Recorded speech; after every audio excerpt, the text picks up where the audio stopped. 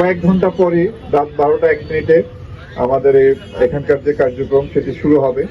তো আমরা এই অনুষ্ঠানটি সুন্দর এবং সুষ্ঠুভাবে সম্পন্ন করার জন্য, নিরাপদ রাখার জন্য সব ধরনের ব্যবস্থাই রেখেছি।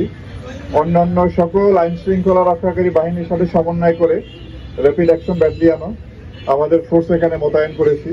আমাদের ইনার পেরিমিটার, আউটার পেরিমিটারে আমাদের ফোর্স আছে এবং আমরা কয়েকটা সেক্টরে ভাগ করেছি। প্রত্যেকটা সেক্টরই আমাদের ফুড পেট্রোল, গাড়ির পেট্রোল এবং স্ট্রাইকিং রিজার্ভ থাকবে। এছাড়াও আমরা অত্র এলাকাটি ভালোভাবে সুইপিং করেছি। আমাদের bomb disposal team stand by থাকবে। এছাড়া পুরো এলাকাটাকে আমরা 64টি ক্যামেরার মাধ্যমে এটা আপনার সিসিটিভির আওতায় নিয়ে এসেছি। আমরা আশা করি যে পরিমাণ নিরাপত্তা ব্যবস্থা আমরা গ্রহণ করেছি, তা আমরা নিরাপত্তার সাথে নিরাপদেই এই অনুষ্ঠানটি সম্পন্ন করতে পারবো। এবং পাশাপাশি আমরা সারা দেশব্যাপী, আপনারা জানেন যে ভাষা শহীদদের প্রতি গভীর শ্রদ্ধা নিবেদন করা হয়, তা আমরা সারা দেশেই আমরা পর্যাপ্ত নিরাপত্তা ব্যবস্থা গ্রহণ করেছি। ইনশাআল্লাহ ভালোভাবেই আমরা আমাদের এই কার্যক্রম সম্পন্ন করতে পারব। তো আমি আপনাদেরকে এর আগেও যতবার আপনাদের সামনে মুখোমুখি হয়েছি গত 1.5 বছরে, যখন জুলাই আগস্টের পরে একটা ভঙ্গুর আইন শৃঙ্খলা পরিস্থিতি ছিল, তখন থেকেই কিন্তু আমরা আইন শৃঙ্খলা রক্ষাকারী বাহিনী আপনাদের মাধ্যমে দেশবাসীকে আশ্বস্ত করেছিলাম যে আমরা এই দেশের আইন শৃঙ্খলা পরিস্থিতি এটা নিয়ন্ত্রণে আনতে সক্ষম হব, ভালো করতে সক্ষম হব এবং একটি সুষ্ঠু নির্বাচন করার জন্য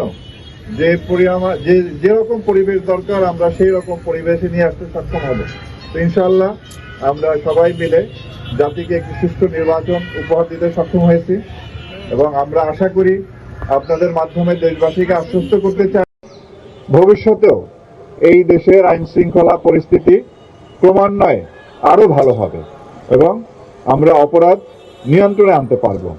কোনোভাবেই যাতে আইন শৃঙ্খলা পরিস্থিতি বিঘ্ন না হয় সেদিকে আমরা সবসময় সতর্ক আছি, সজাগ দৃষ্টি রাখব।